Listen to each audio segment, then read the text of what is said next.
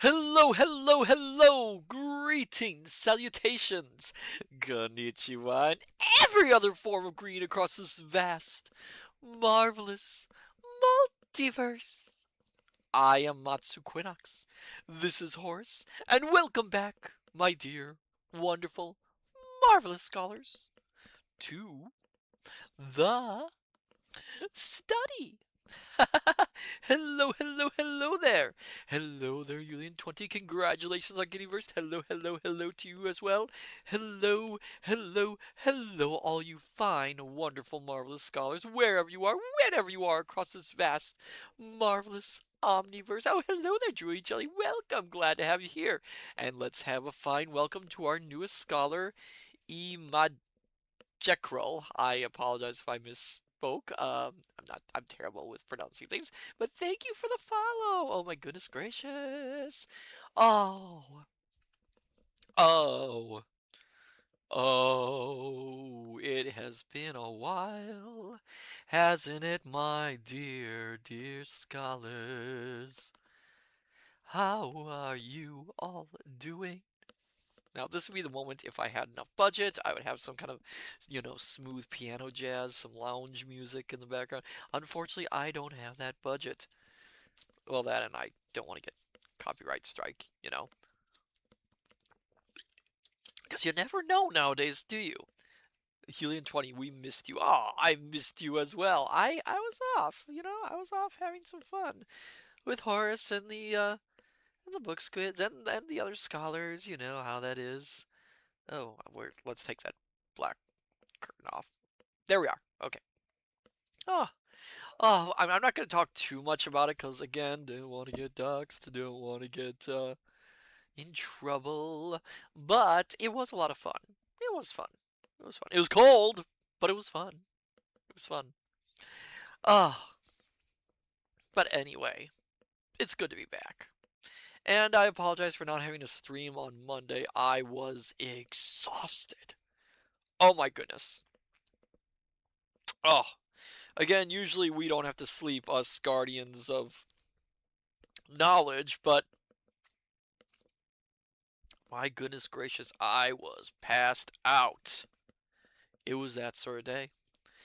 So I decided to take a day off just to let myself rest and regain the energy that I had. You know how that is. At least I think you know how that is. Hopefully someone knows how that is. But anywho, how are you all doing, my dear scholars? Are you doing well? Is everything going well for you all? Did I get everything? I want to make sure I got everything prepared.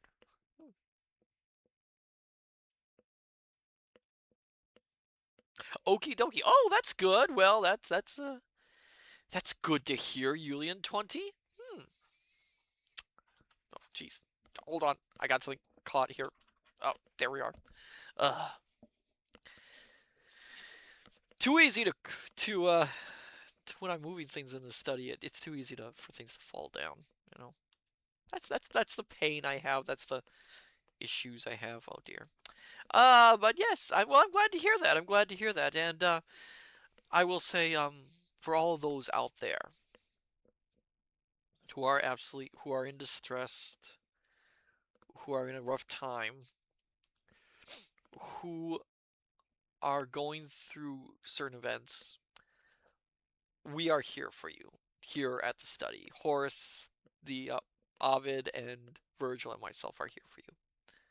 And I hope you know that if you come here, you can enjoy of a little bit of fun that might help de-stress you, and for your sake.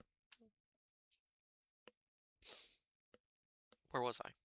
Where was I, Horace? Oh yes, tonight, my dear, wonderful, marvelous scholars. Going a little bit of Shatner there. We are continuing our reading of The Murder at the Vicarage by Agatha Christie.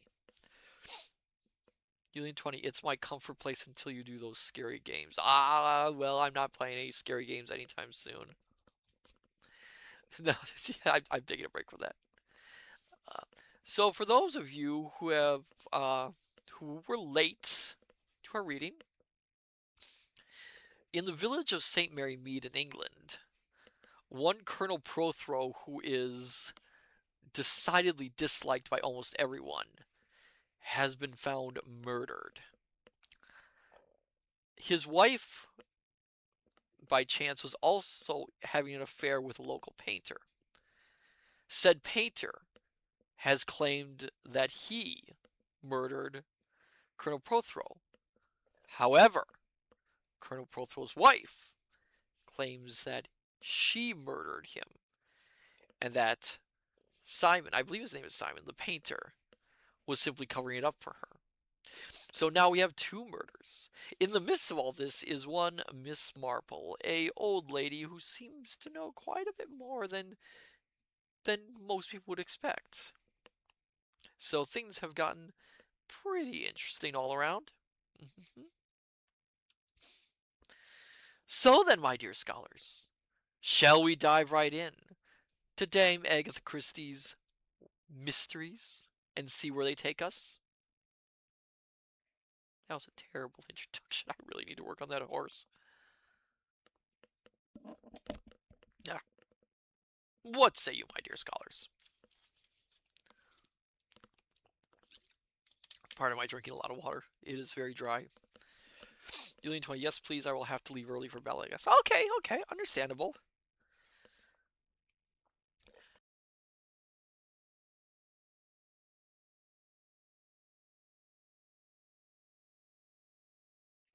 Problematic. Surely no different than having Granny with Sylvester and Tweety. Wasn't there a program where they basically more or less had Granny with Sylvester and Tweety solving mysteries? I swear that existed at one point. And I'm sure it was a take on Miss Marple.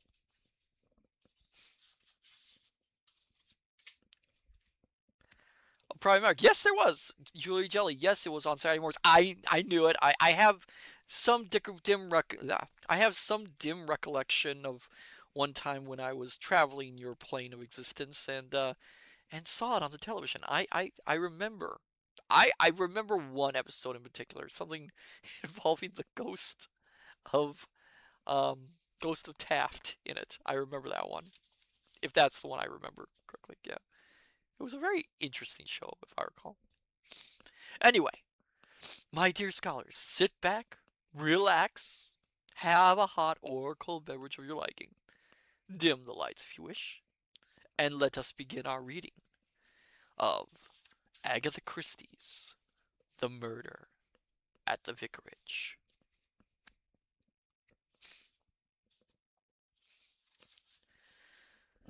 Chapter 10.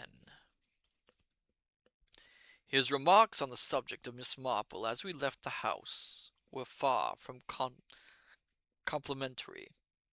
"I can't believe that wizen up old maid thinks she knows everything there is to know, and hardly been out of this village all her life. Preposterous! What can she know about life?"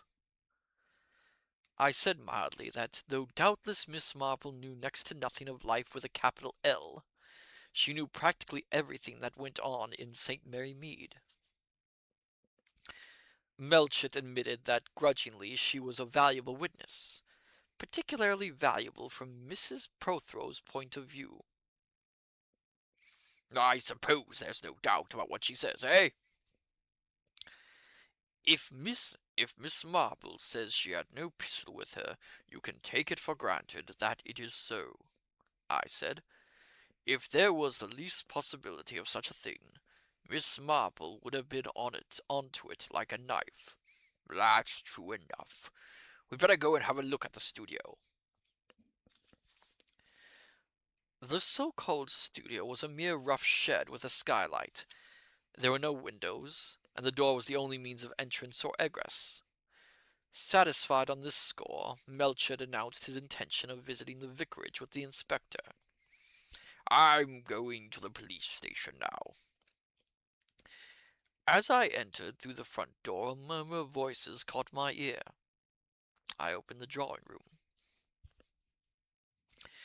On the sofa beside Griselda, conversing adamantly sat Miss Gladys Cram. Her legs, which were encased in particularly shiny pink stockings, were crossed, and I had every opportunity of observing that she wore pink striped silk knickers.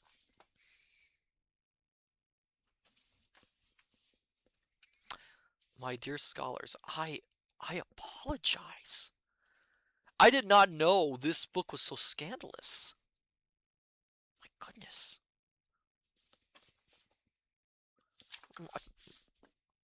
I should have read this beforehand, so I could have made the necessary censorship. What is the world coming to today? I am so sorry, my dear scholars. I am completely shocked. Completely. Well, I suppose we better get going. We better continue. Hello, Len, said Griselda. Good morning, Mr. Clement, said Miss Cram. Isn't the news about the Colonel really too awful? Poor old gentleman. Miss Cram, said my wife, very kindly came in to offer to help us with the guides. We asked for helpers last Sunday, you remember. I did remember, and I was convinced. And so I knew from her tone was Griselda that the idea of enrolling herself among them would never have occurred to Miss Cram, but for the exciting incident which had taken place at the vicarage. I was only just saying to Mrs. Clement, went on Miss Cram, you could have struck me all of a heap when I heard the news. A murder, I said, in this quiet one-horse village. For quiet it is, you must admit. Not so much as a picture house as for talkies. And then when I heard it was Colonel Prothero, why, I simply couldn't believe it. He didn't seem the kind somehow to get murdered. And so, said Griselda, Miss Crabbe came round to find out all about it. I feared this plain speaking might offend the lady, but she merely flung her head back and laughed uproariously, showing every tooth she possessed. That's too bad. You're a sharp one, aren't you, Mrs. Clement? But it's only natural, isn't it, to want to hear the ins and outs of a case like this? And I'm sure I'm willing enough to help with the guides in any way you like. Exciting, that's what it is. I've been stagnating for a bit of fun. I have. Really, I have. Not that my job isn't a very good one, well paid, and Dr. Stone quite a gentleman in every way. But a girl wants a bit of life out of office hours. And except for you, Miss Clement, who's there in the place to talk to, except a lot of old cats? There's Lettice Prothero, I said. Gladys Cram tossed her head. She's too high and mighty for the likes of me.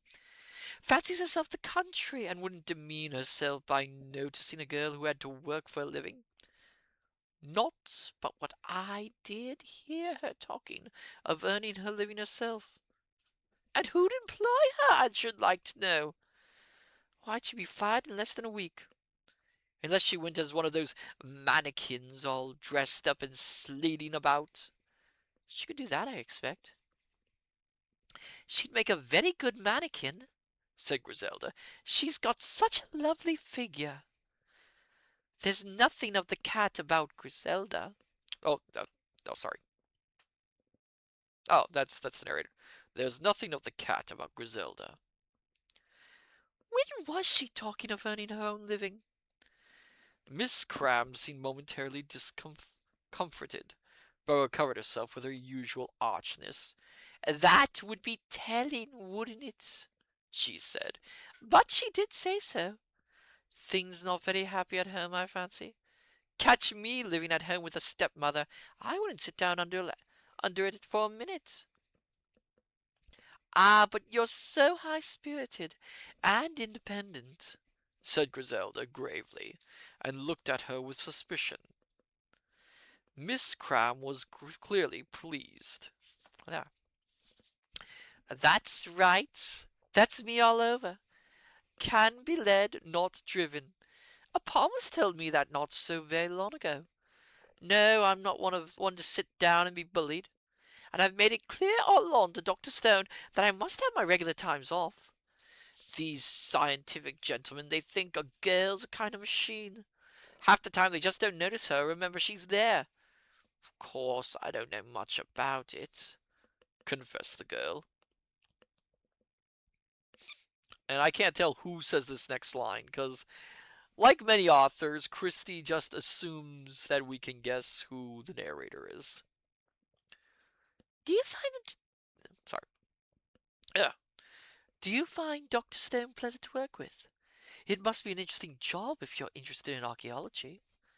It still seems to me that digging up people that are dead and have been dead for hundreds of years isn't, well, it seems a bit nosy, doesn't it?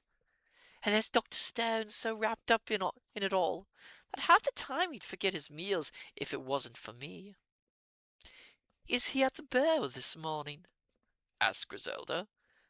Miss Cram shook his head.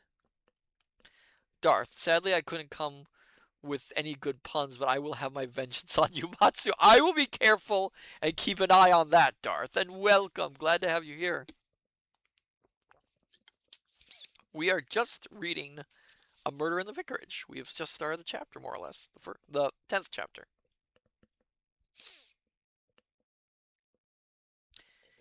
Is he at the Bow this morning? Asked Griselda. Miss Cram shook her head. A bit under the weather this morning, she explained. Not up to doing any work. That means a holiday for little Gladys. I'm sorry, I said.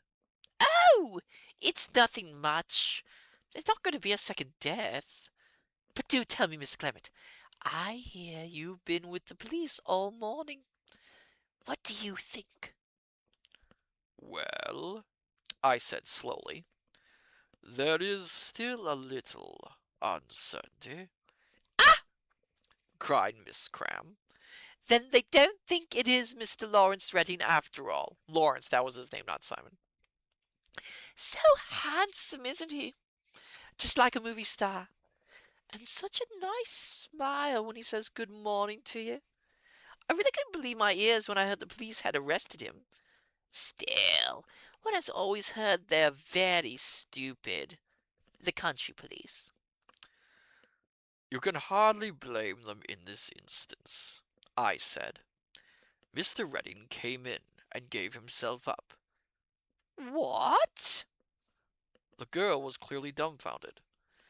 Well, of all the poor fish, if I'd committed a murder, I wouldn't go straight off and give myself up. I should have thought Lawrence Redding would have had more sense. To give in like that. What did he kill Prothero for? Did he say? Was it just a quarrel? It's not absolutely certain that he did kill him, I said. But surely, if he says he has, why really, Mr. Clement, he ought to know. He ought to, certainly, I agreed. But the police are not satisfied with his story. But why should he say he'd done it if he hasn't? Excuse me. Oh. That was a point on which I had no intention of enlightening Miss Cram. Instead, I said rather vaguely, I believe that in all prominent murder cases, the police receive numerous letters from people accusing themselves of the crime. Miss Cram's reception of this piece of information was, "They must be chumps!" in a tone of wonder and scorn. Well, she said with a sigh, I suppose I must be trotting along. She rose. Mr. Redding accusing himself of the murder. Will be a bit of news for Dr. Stone. Is he interested? Asked Griselda. Miss Cram furrowed her brows perplexedly. He's a queer one. You never can tell with him, all wrapped up in the past. He'd 100 times rather look at a nasty old bronze knife out of those humps of ground that Then he would see the knife Crippen cut up his wife with, supposing he had a chance to. Well, I said, I must confess I agree with him. Miss Cram's eyes expressed incomprehension and slight contempt. Then, yeah, then with reiterated goodbyes, she took her departure. Not such a bad sort, really, said Griselda as the door closed behind her. Terribly common, of course, but one of those big, bouncing, good-humor girls that you can't dislike. I wonder what really brought her here. Curiosity? Yes, I suppose so. Now, Len, tell me all about it. I'm simply dying to hear it. I sat down and recited faithfully all the happenings of the morning. Griselda interpolating the narrative with little exclamations of surprise and interest. So it was Anne Lawrence was after all along, not Lettuce. How blind we've all been. That must have been what old Miss Marple was hinting at yesterday. Don't you think so? Yes, I said, averting my eyes. Mary entered. There's a couple of men here. Come from a newspaper, so they say. Do you want to see them? No, I said. Certainly not. Refer them to Inspector Slack at the police station. Mary nodded and turned away. And when you've got rid of them, I said, come back here. There's something I want to ask you. Mary nodded again. It was some few minutes before she returned.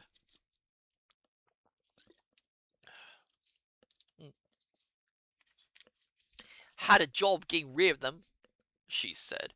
Persistent. You never saw anything like it. Wouldn't take no for an answer. I expect we be... Yeah. Darth, I wonder if Mary likes or has little lambs. Good question, Darth. Good question. I expect we shall be a good deal troubled with them, I said. Now, Mary, what I want to ask you is this. Are you quite certain you didn't hear the shot yesterday evening?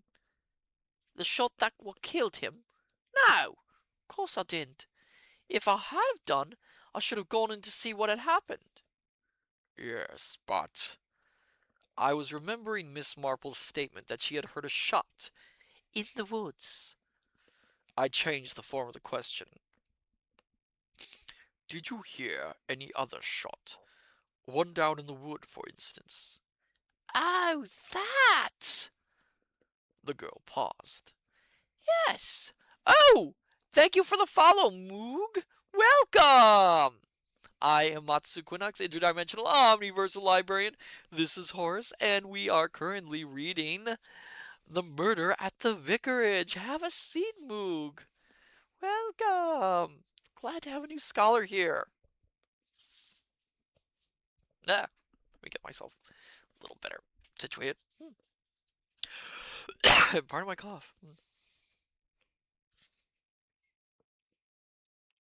Oh, that!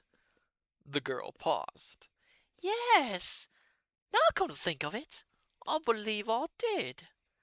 Not a lot of shots, just one. Queer sort of buying it was. Exactly, I said. Now, what time was that? Time? Yes, time. I couldn't say, I'm sure. Well, after tea time, I do know that. Couldn't you get a little nearer than that? No, I can't. I've got my work to do, haven't I? I can't go on looking at clocks the whole time. And it won't be much good anyway. The alarm loses a good 3/4 every day. And what with putting it on and one thing and another, I'm never exactly sure what time it is. Darth, oh, Moog is a streamer, by the way, Matsu. Oh, well, welcome. Glad to have a streamer here. Oh, lovely. Oh, Now, gotta blink so you can actually see my eyes.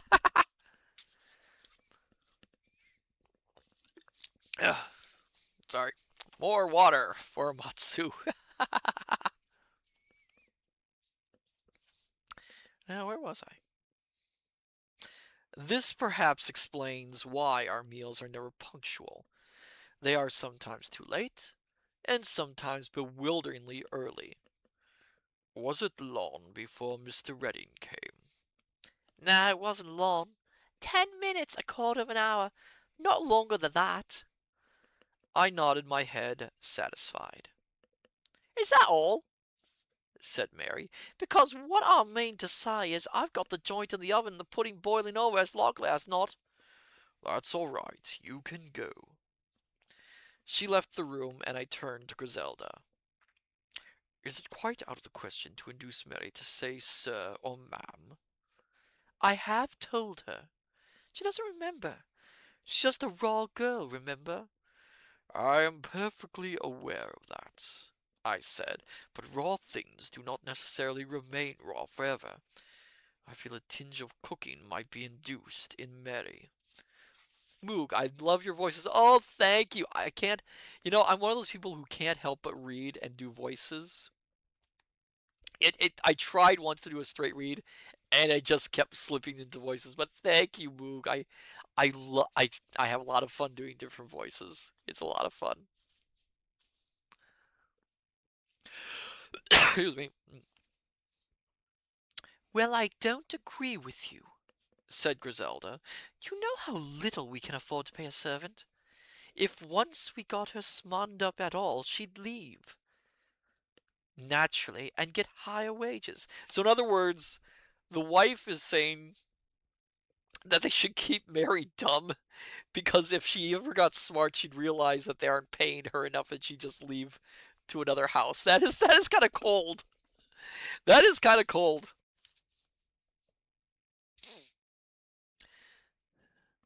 But as long as Mary can't cook and has those awful manners, well, we're safe. Nobody else would have her. I perceived that my wife's methods of housekeeping were not so entirely haphazard as I had imagined. A certain amount of reasoning underlay them. Whether it was worthwhile having a maid at the price of her not being able to cook, and having a habit of throwing dishes and remarks at one with the same disconcerting abruptness was a debatable matter. And anyway, continued Griselda, you must make allowances for her manners being worse than usual just now. You can't expect her to feel exactly sympathetic about Colonel Throw's death when he jailed her young man. Did he jail her young man? Yes, for poaching. You know, that man, Archer. Mary has been walking out with him for 2 years. I didn't know that. Darling Len, you never know anything.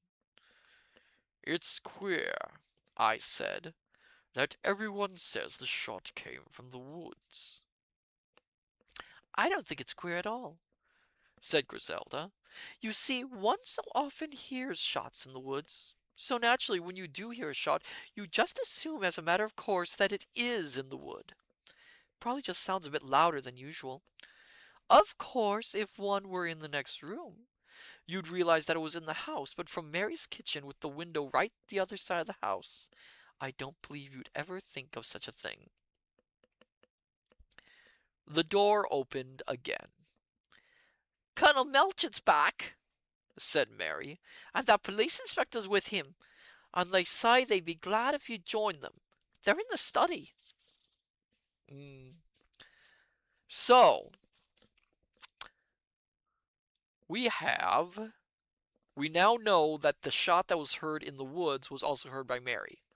Except Griselda thinks that there's a possibility that the shot wasn't from the woods, but in the study. So, that's a bit of a mystery, isn't it? Oh, for those who missed, we do know that Colonel, what was his name? Colonel Prothero. We do know that Colonel Prothero was killed by a shot in the back of the head. So whoever shot him snuck up behind him. But Lawrence claims that he shot him after an argument, which can't be true because, again, shot in the back of the head. Why would he turn his back on him? And Prothrow's wife claims that she did it, which might make more sense because he would turn his back on it. But there's still odd little things that just don't make sense. Also, another clue that you might have missed last week. We know that the clock in the study is off time. I think it's slow. So any time that was given as the shot is incorrect. All right, let's continue, my dear scholars. Chapter 11. Excuse me. I saw at a glance that Colonel Melchett and Inspector Slack had not been seen eye to eye about the case. Melchett looked flushed and annoyed, and the inspector looked sulky. "I'm sorry to say," said Melchett, "that Inspector Slack doesn't agree with me in considering young Redding innocent." "If he didn't do it, what does he go and say he did it for?" asked Slack skeptically. Darth, my favorite character is back, Melchett. Also the character that almost broke Matsu because someone in the chat kept hearing Melchett as something else. Yeah, don't remind me, Darth. Don't remind me. That was terrible. Melchett. I have to remember to say Melchett so it doesn't get mixed up. "Mrs. Prothero acted in an exactly similar fashion, remember, Slack?" "That's different. She's a woman, and women act in that silly way. I'm not saying she did it for a moment. She heard he was accused, and she trumped up a story. I'm used to that sort of game. You wouldn't believe the fool things I've known women do. But Redding's different. He's got his head screwed on all right. And if he admits he did it, well, I say he did do it. It's his pistol. You can't get away from that. And thanks to this business of Mrs. Prothero, we know the motive. That was the weak point before, but now we know it. Well, the whole thing's plain sailing." You think he can have shot him earlier? At 6:30, say?" "He can't have done that. You've checked his movements." The inspector nodded. "He was in the village near the Blue Ball at 6:10. From there, he came along the back lane, where you say the old lady next door saw him. She doesn't miss much, I should say. Excuse me. And kept his appointment with Mrs. Prothero in the studio in the garden. They left there together just after 6:30 and went along the lane to the village, being joined by Dr. Stone. He corroborates that all right. I've seen him. They all stood talking just by the post office for a few minutes. Then Mrs. Prothero went into Miss Hartnell's to borrow a gardening magazine. That's all right too. I've seen Miss Hartnell. Mrs. Prothero remained there talking to us till just on 7 o'clock, when she exclaimed at the lateness of the hour and said she must get home." "What was her manner?" "Very easy and pleasant," Miss Hartnell said. "She seemed in good spirits. Miss Hartnell was quite sure there was nothing on her mind." "Well, go on." "Redding.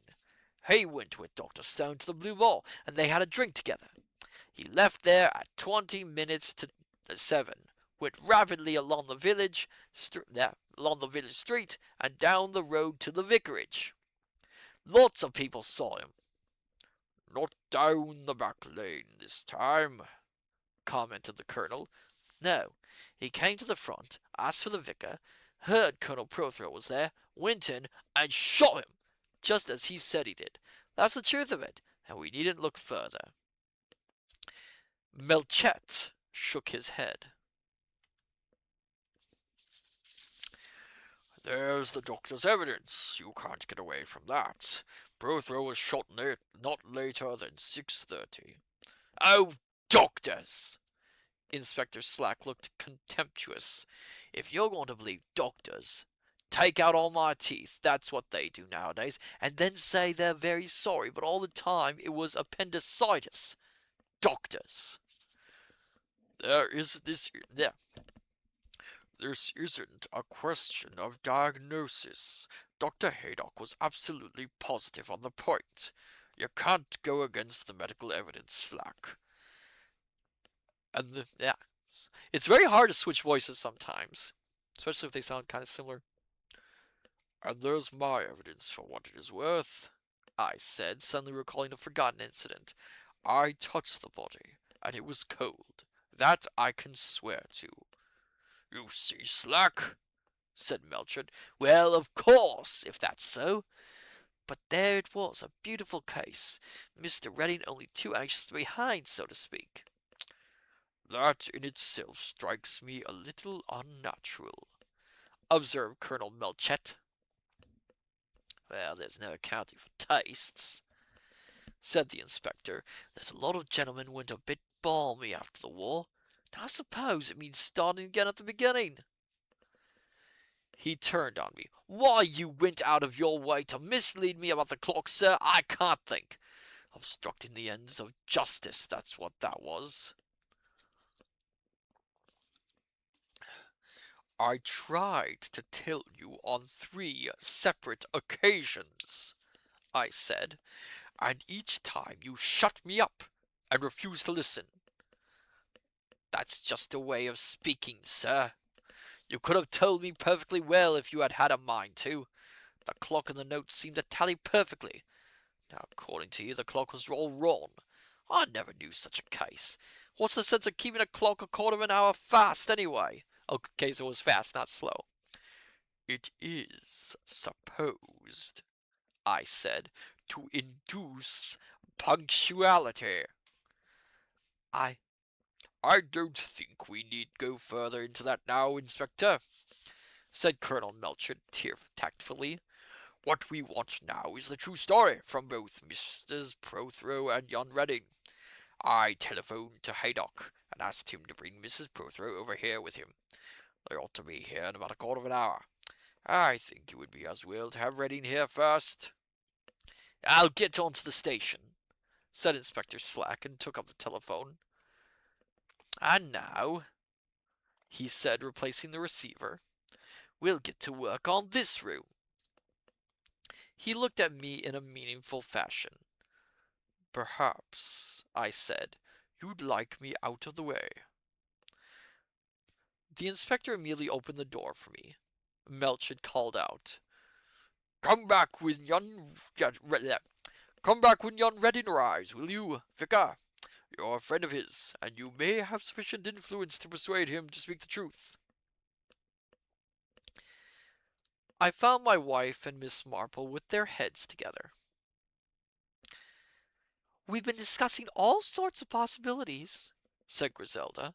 I wish you'd solve the case, Miss Marple, like you did the time Miss Weatherby's gill of picked shrimps disappeared. And all because it reminded you of something quite different about a sack of coals. Julian 20, LOL. You're laughing, my dear, said Miss Marple. But after all, that is a very sound way of arriving at the truth. It's really what people call intuition, and make such a fuss about. Intuition is like reading a word without having to spell it out. A child can't do that because it has had so little experience. But a grown-up person knows the word because they've seen it often before. You catch my meaning, Vicar? Yes, I said slowly. I think I do. You mean that if a thing reminds you of something else, well, it's probably the same kind of thing. Exactly. And what precisely does the murder of Colonel Prothero remind you of? Miss Marple sighed. That is just the difficulty. So many parallels come to mind. For instance, there was Major Hargreaves, a churchwarden and a man highly respected in every way. And all the time he was keeping a separate second establishment. A former housemaid, just think of it. And 5 children! Actually, 5 children. A terrible shock to his wife and daughter. I tried hard to visualize Colonel Prothero in the role of secret sinner, and failed. And then there was that laundry business, went on Miss Marple. Miss Hartnell's opal pin, left most imprudently in a frilled blouse, and sent to the laundry. And the woman who took it didn't want it and the woman who took it didn't want it in the least, and wasn't by any means a thief. Julian 20, gotta go to ballet. Bye. Oh, have fun, Julian 20. Have a good evening. Glad to have you here. And the woman who took it didn't want it in the least, and wasn't by any means a thief. She simply hid it in another woman's house and told the police she'd seen this other woman take it. Spite, you know. Sheer spite. It's an astonishing motive, spite. A man in it, of course. There always is. Julian 20 will do. All right. This time I failed to see any parallel, however remote. And then there was poor Elwell's daughter. Such a pretty, ethereal girl. Tried to stifle her little brother. And there was the money for the choir boys' outing. Before your time, Vicar. Actually taken by the organist. His wife was sadly in debt. Yes, this case makes one think so many things. Too many. It's very hard to arrive at the truth. I wish you would tell me, I said. Who were the 7 suspects? The 7 suspects? You said you could think of 7 people who would, well, be glad of Colonel Prothero's death. Did I? Yes, I remember I did. Was that true? Oh, certainly it was true. But I mustn't mention names. You could think of them quite easily yourself, I'm sure. Indeed I can't. There's Lettice Prothero, I suppose, since she probably comes into money on her father's death. But it's absurd to think of her in such a connection. And outside her, I can't think of nobody. And you, my dear? Said Miss Marple, turning to Griselda. Rather to my surprise, Griselda colored up. Something very like tears started into her eyes. She clenched both her small hands. Oh! She cried indignantly. People are hateful, hateful! The things they say! The beastly things they say! I looked at her curiously. It is very unlikely Griselda to be so upset. She noticed my glance and tried to smile. Don't look at me as though I were an interesting specimen you didn't understand, Len. Don't let's get heated and wander from the point. I don't believe that it was Lawrence or Anne, and Lettuce is out of the question. There must be some clue or other that would help us. That is the note, of course, said Miss Marple. You'll remember my saying this morning that struck me as exceedingly peculiar. It seemed to fix the time of his death with remarkable accuracy, I said, and yet is that possible? Mrs. Prothero would only have just left the study. She would hardly have had time to reach the studio. The only way in which I can account for it is that he consulted his own watch, and that his watch was slow. That seems to be a feasible solution. I have another idea, said Griselda. Suppose, Len, that the clock had already been put back. No, that comes to the same thing. How stupid of me! It hasn't been altered when I left, I said. I remember comparing it with my watch. Still, as you say, that has no bearing on the present matter. What do you think, Miss Marple? Asked Griselda. My dear, I confess I wasn't thinking about it from that point of view at all. What strikes me as so curious and has done from the first, is the subject matter of that letter. I don't see that, I said. Colonel Prothero merely wrote that he couldn't wait any longer. At 20 minutes past 6, said Miss Marple, your maid Mary had already told him that you wouldn't be in till 6:30 at the earliest, and he appeared to be quite willing to wait until then. And yet, at 6:20 he sits down and says he can't wait any longer. I stared at the old lady, feeling an increased respect for her mental powers. Her keen wits had seen what we had failed to perceive. It was an odd thing. A very odd thing. If only, I said, the letter hadn't been dated. Miss Marple nodded her head. Exactly, she said, if it hadn't been dated. I cast my mind back, trying to recall that sheet of notepaper and the blurred scrawl, and at the top that neatly printed 6:20. Surely these figures were on a different scale to the rest of the letter. I gave a gasp. Supposing, I said, it wasn't dated. Supposing that round about 6:30, Colonel Prothero got impatient and sat down to say he couldn't wait any longer, and as he was sitting there writing, someone came in through the window. Or through the door, suggested Griselda. He'd hear the door and look up. Colonel Prothero was rather deaf, you remember, said Miss Marple. Yes, that's true. He wouldn't hear it. Whichever way the murderer came, he stole up behind the colonel and shot him. Then he saw the note and the clock, and the idea came to him. He put 6:20 at the top of the letter, and he altered the clock to 6:22. It was a clever idea. It gave him, or so he would think, a perfect alibi. And what we went to find, said Griselda, is someone who has a cast iron alibi for 6:30, but no alibi at all for. Well, that isn't so easy. One can't fix the time. We can fix it within very narrow limits, I said. Haydock places 6:30 as the outside limit of time.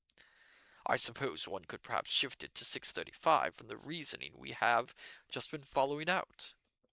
It seems clear that Prothero would not have got impatient before 6:30. I think we can say we do know pretty well. Then that shot I heard. Yes, I suppose it is quite possible, and I thought nothing about it, nothing at all.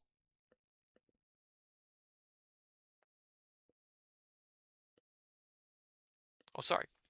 That's Miss Marple. Why is it not lifted Miss Marple? Didn't put Miss Marple's name on it. Sorry. Then that shot I heard. Yes, I suppose it is quite possible. And I thought nothing about it, nothing at all. Most vexing. And yet now I try to recollect it. It does seem to me that it was different from the usual sort of shot one hears. Yes, there was a difference. Louder, I suggested. No, Miss Marple didn't think it had been louder. In fact, she found it hard to say in what way it had been different, but she still insisted that it was. I thought that she was probably persuading herself of the fact rather than actually remembering it. But she had just contributed such a valuable new outlook to the problem that I felt highly respectful towards her. She rose, murmuring that she must really get back. It had been so tempting just to run over and discuss the case with dear Griselda. I escorted her to the boundary wall and the back gate, and returned to find Griselda wrapped in thought. Still puzzling over that note? I asked. No. She gave a sudden shiver and shook her shoulders impatiently. Len, I've been thinking. How badly someone must have hated Anne Prothero. Hated her? Yes, don't you see? There's no real evidence against Lawrence. All the evidence against him is what you might call accidental. He just happens to take it into his head to come here. If he hadn't, well, no one would have thought of connecting him with the crime. But Anne is different. Suppose someone knew that she was here at exactly 6:20. The clock and the time on the letter. Everything pointing to her. I don't think it was only because of an alibi it was moved to that exact time. I think there was more in it than that. A direct attempt to fasten the business on her. If it hadn't been for Miss Marple saying she hadn't got the pistol with her and noticing that she was only a moment before going down to the studio. Yes, if it hadn't been for that. She shivered again. Len, I feel that someone hated Anne Prothero very much. I I don't like it. Let's check the next one. Oh my goodness, next one's a long one. Okay. We're gonna drink a water, my dear scholars, so we can continue the next one. That's interesting, isn't it? Never thought of that. We might have. It'd be worth going back and seeing if that was a clue earlier on. The fact that he was willing to stay that length of time.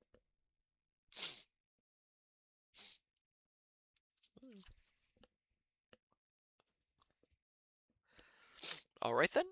Let's continue, my dear scholars. I hope you're enjoying this book, my dear scholars. It's interesting. It's an interesting book. And the story goes pretty fast. Excuse me.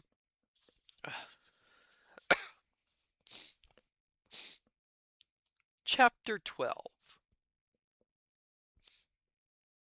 Darth, it is interesting. It is. It really is. It's very different from the Poirot-style mysteries.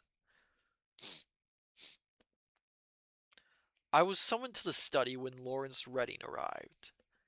He looked haggard, and I thought suspicious. Colonel Melchett greeted him with something approaching cordiality. "We want to ask you a few questions here on the spot," he said. Lawrence sneered slightly. "Isn't that a French idea? Reconstruction of the crime?" "My dear boy," said Colonel Melchett, "don't take the toad with me. With us. Are you aware that someone else has also confessed to committing the crime which you pretend to have committed?" The effect of these words on Lawrence was painful and immediate. "Someone else?" he stammered. Who? Who?" "Mrs. Prothero," said Colonel Melchett, watching him. "Absurd. She never did it. She couldn't have. It's impossible." Melchett interrupted him. "Strangely enough, we did not believe your story. Neither, I may say, do we believe yours." No, I misread that. "Strangely enough, we did not believe her story. Neither, I may say, do we believe yours.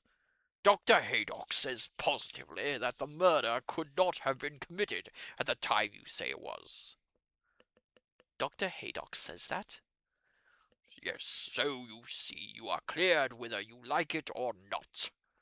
And now we want you to help us, to tell us exactly what occurred." Lawrence still hesitated. You're not deceiving me about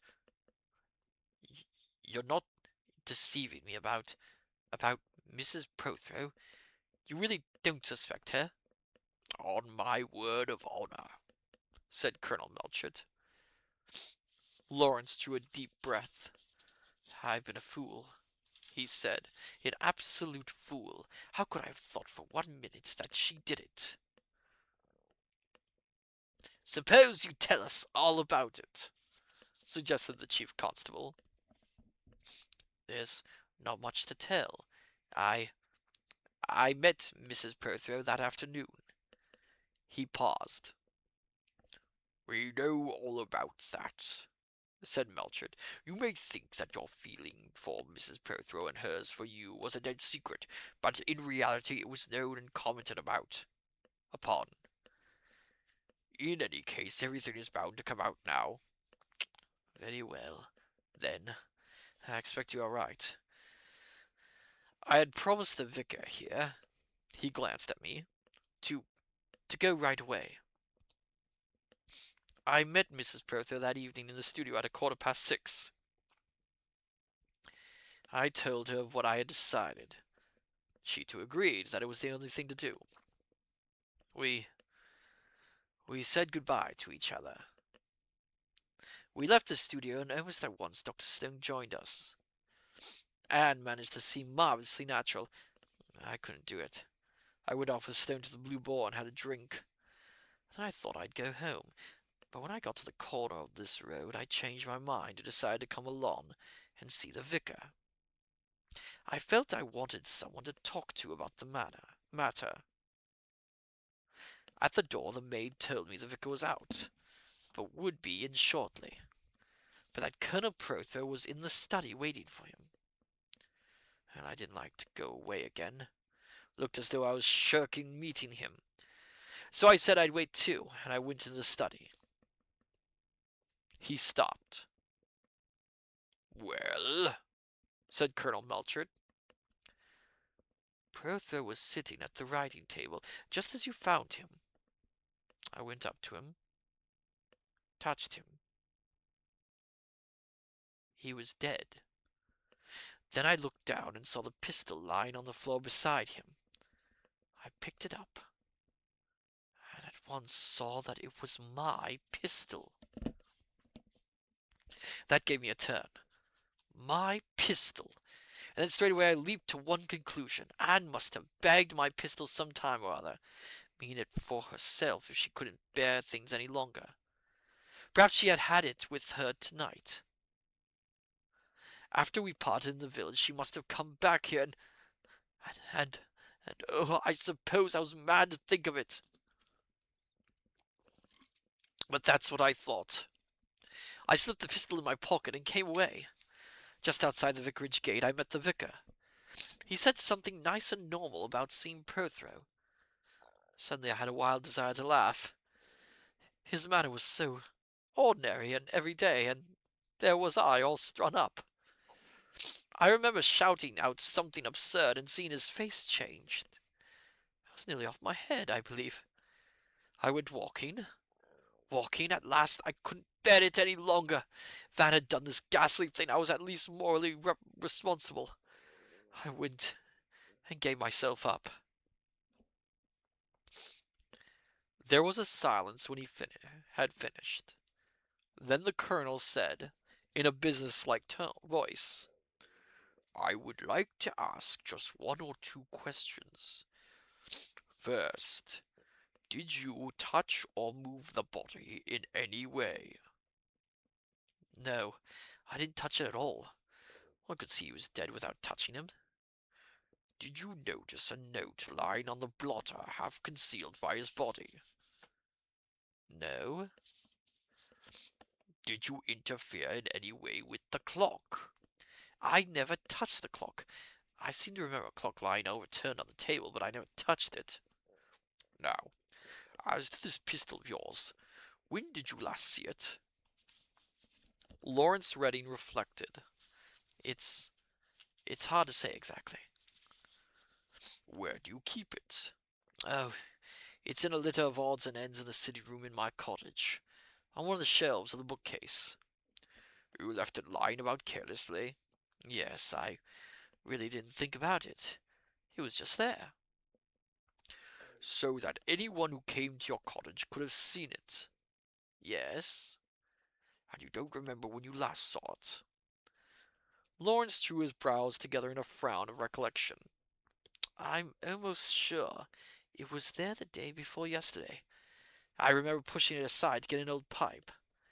I think it was the day before yesterday, but it may have been the day before that." "Who has been to your cottage lately?" "Oh, crowds of people. Someone was always drifting in and out. I had a sort of tea party the day before yesterday. Lettice, Prothero, Dennis, and all their crowd. And then one or other of the old dears come in now and again." "Did you lock the cottage up when you go out?" "No. Why on earth should I? I've nothing to steal. And no one does lock their houses up round here. Who looks after your wants there? An old Mrs. Archer comes in every morning to do for me, as it's called. Do you think she would remember when the pistol was there last? I don't know. She might, but I don't fancy conscientious dusting as her strong point. It comes to this, that almost anyone might have taken that pistol. It seems so. Yes. The door opened and Dr. Haydock came in with Anne Prothero. She started at seeing Lawrence. He, on his part, made a tentative step towards her. Forgive me, Anne, he said. It was abominable of me to think what I did. I... She faltered, then looked appealingly at Colonel Melchett. Is it true, what Dr. Haydock told me? That Mr. Redding is cleared of suspicion? Yes. And now what about this story of yours, Mrs. Prothero? What about it? She smiled rather shamefacedly. I suppose you think it dreadful of me? Well, shall we say, very foolish. But that's all over. What I want now, Mrs. Prothero, is the truth. The absolute truth. She nodded gravely. I will tell you. I suppose you know about everything. Yes. I was to meet Lawrence, Mr. Redding, that evening at the studio. At 6:15, my husband and I drove into the village together. I had some shopping to do. As we parted, he mentioned casually that he was going to see the vicar. I couldn't get word to Lawrence, and I was rather uneasy. Well, it was awkward meeting him in the vicarage garden, whilst my husband was at the vicarage. Her cheeks burned as she said this. It was not a pleasant moment for her. I reflected that perhaps my husband would not stay very long. To find this out, I came along the back lane and into the garden. I hoped no one would see me, but of course old Miss Marple had to be in her garden. She stopped me and we said a few words, and I explained I was going to call for my husband. I felt I had to say something. I don't know whether she believed me or not. She looked rather funny. When I left her, I went straight across the vicarage and round the corner of the house to the study window. I crept up to it very softly, expecting to hear the sound of voices. But to my surprise, there were none. I just glanced in, saw the room was empty, and hurried across the lawn and down to the studio where Lawrence joined me almost at once. You say the room was empty, Mrs. Prothero? Yes, my husband was not there. Extraordinary.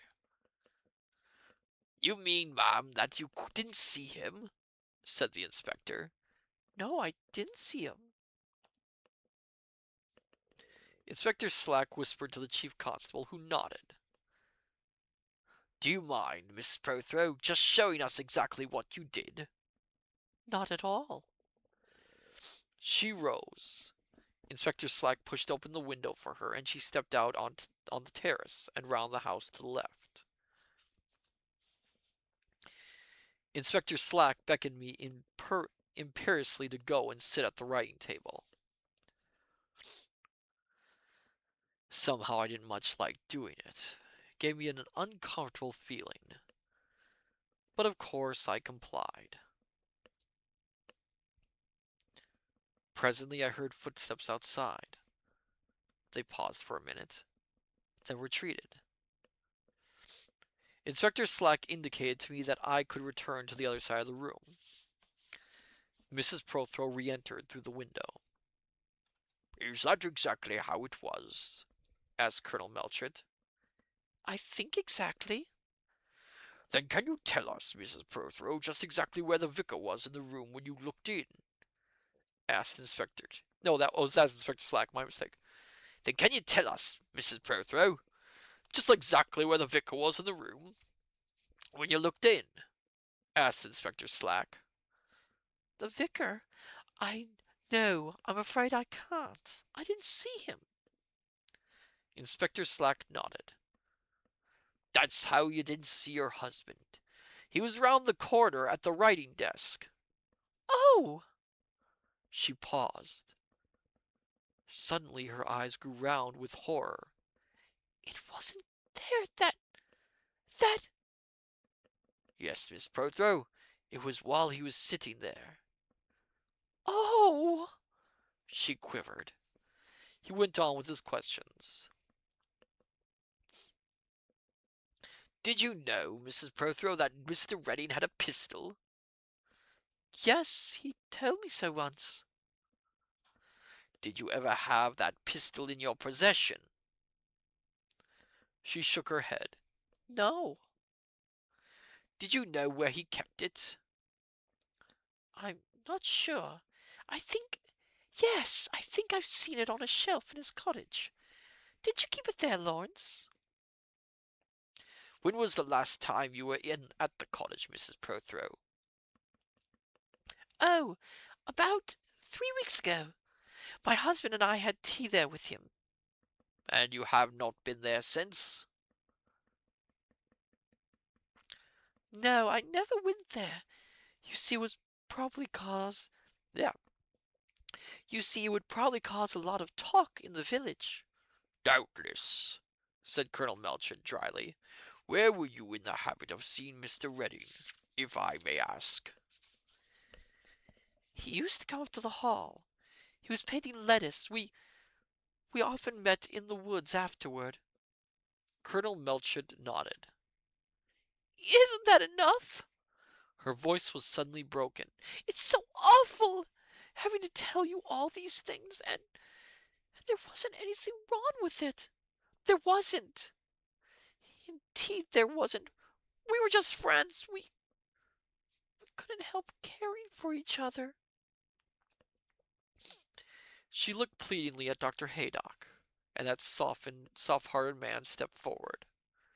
I really think, Melchett, he said, that Mrs. Prothero has had enough. She's had a great shock, in more ways than one. The chief constable nodded. There's nothing more I want to ask you, Mrs. Prothero. There's nothing more I want to ask you, Mrs. Prothero, he said. Thank you for answering my questions so frankly. Then I may go? Is your wife in? Asked Haydock. I think Mrs. Prothero would like to see her. Yes, I said. Griselda is in. You'll find her in the drawing room. She and Haydock left the room together, and Lawrence Redding with them. Colonel Melchett had pursed up his lips and was playing with a paper knife. Slack was looking at the note. It was then that I mentioned Miss Marple's theory. Slack looked closely at it. My word, he said. I believe the old lady's right. Look here, sir. Don't you see? These figures are written in different ink. That date was written with a fountain pen, or I'll eat my boots. We were all rather excited. You'll examine the note for fingerprints, of course, said the chief constable. What do you think, Colonel? You've examined us. You've examined the note for fingerprints, of course, said the chief constable. What do you think, Colonel? No fingerprints on the note at all. Fingerprints on the pistol, those of Mr. Lawrence Redding.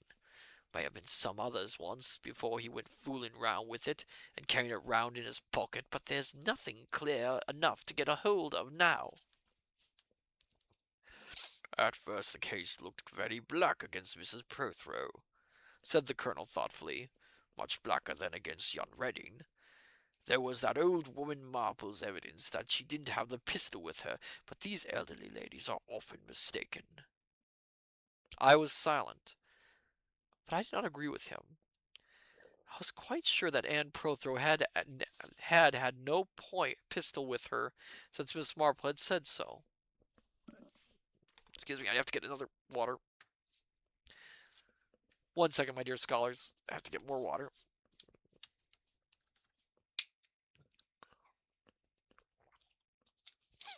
Okay.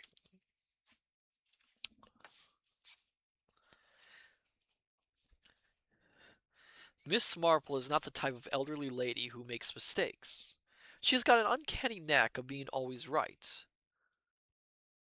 What did get me was that nobody heard the shot. If it was fired then, somebody must have heard it, wherever they thought it came from. Slack, you'd better have a word with the maid. Inspector Slack moved with alacrity towards the door. I shouldn't I shouldn't ask her if she heard a shot in the house, I said, because if you do, she'll deny it. Call it a shot in the wood. That's the only kind of shot she'll admit to hearing. I know how to manage them, said Inspector Slack, and disappeared.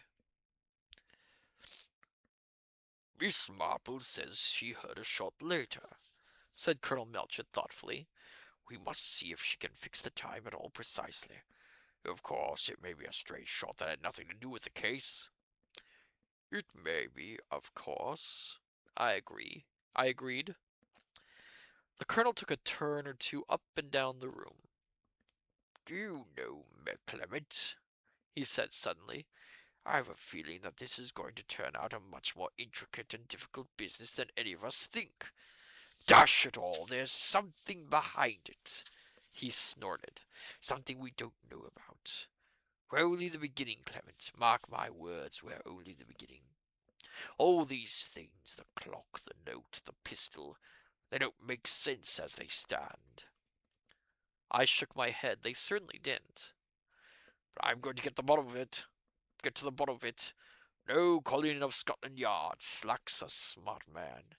He's a very smart man. He's a kind of ferret. He knows his way through to the truth.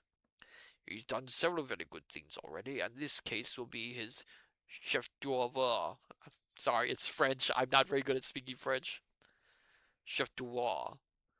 Some men would call it Scotland Yard. I shan't. We'll get to the bottom of this here in Downshire.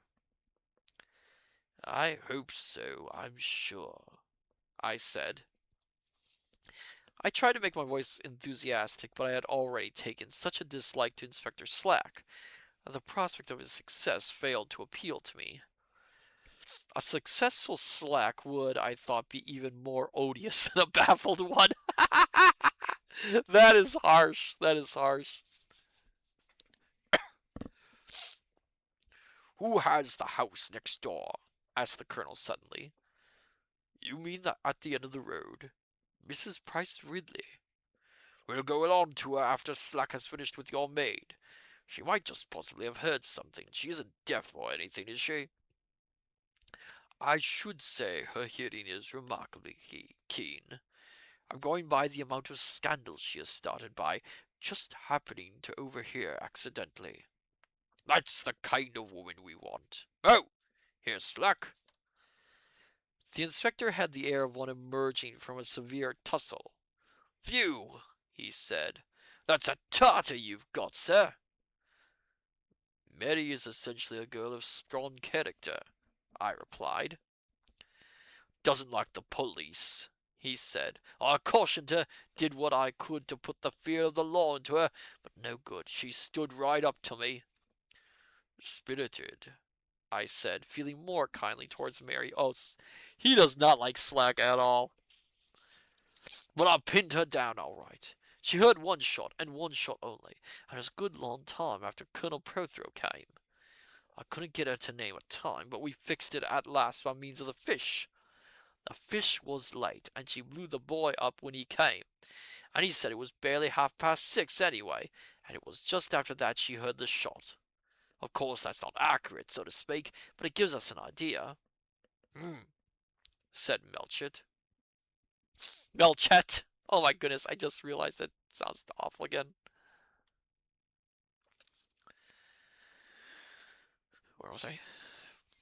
I don't think Mrs. Prothrow's in this after all, said Slack with a note of regret in his voice. She wouldn't have had time to begin with. And then women never like fiddling about with firearms. Arsenic's more in their line.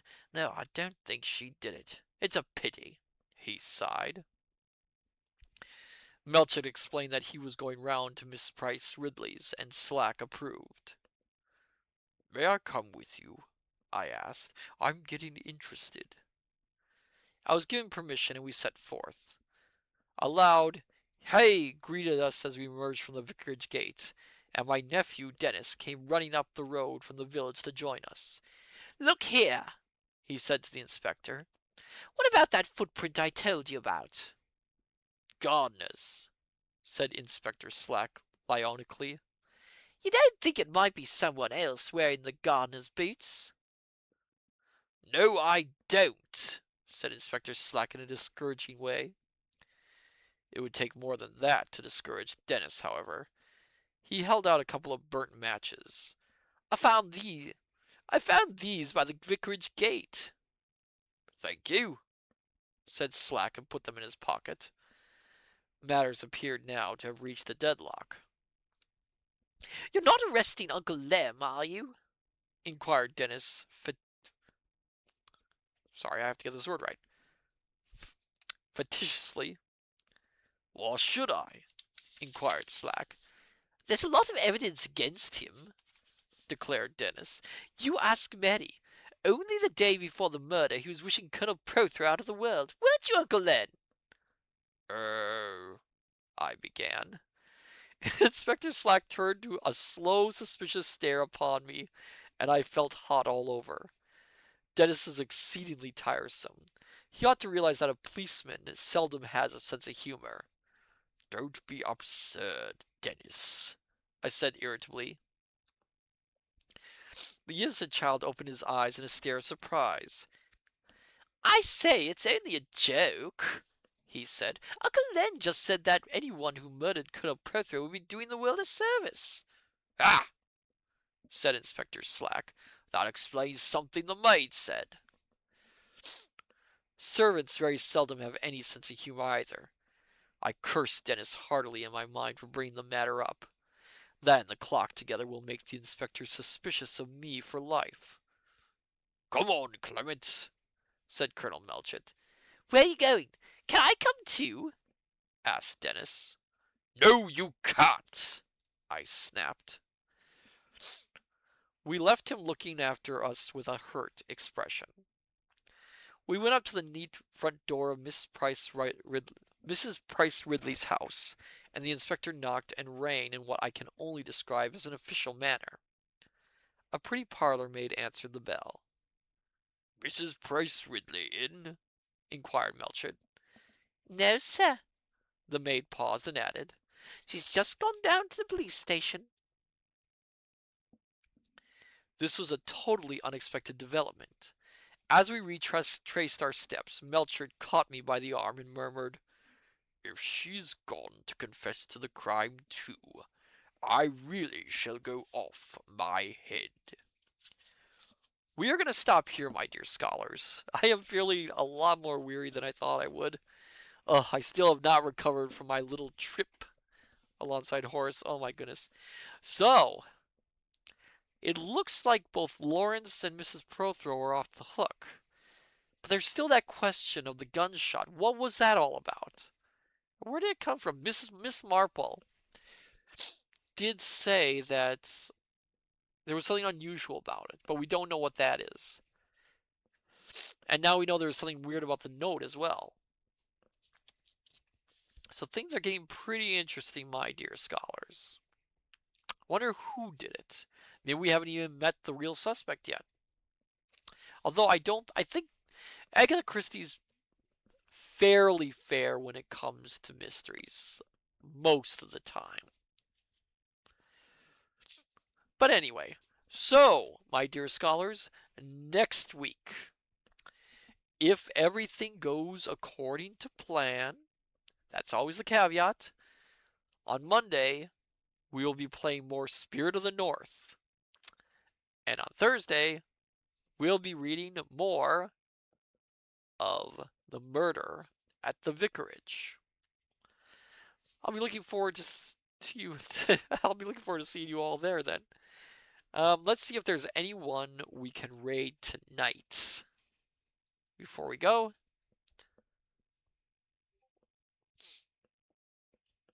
okay, let's see. Da-da.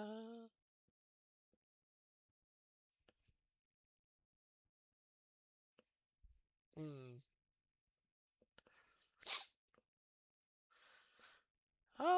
Does anyone care if we raid a gaming streamer?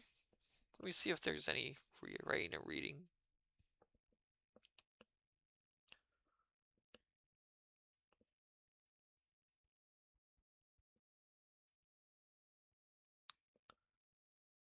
Not really seen anyone. So I'm not really seeing any writing or reading. So let's raid a gaming streamer. Let's raid Cider Martin. They're playing Star Wars Night of the Old Republic. Might be fun. It's always fun to raid. So then, my dear scholars, I say unto you, good evening, good morning, good afternoon. Till we meet each other again at the study. Take care, and I shall see you next time. Till then, farewell and bye bye.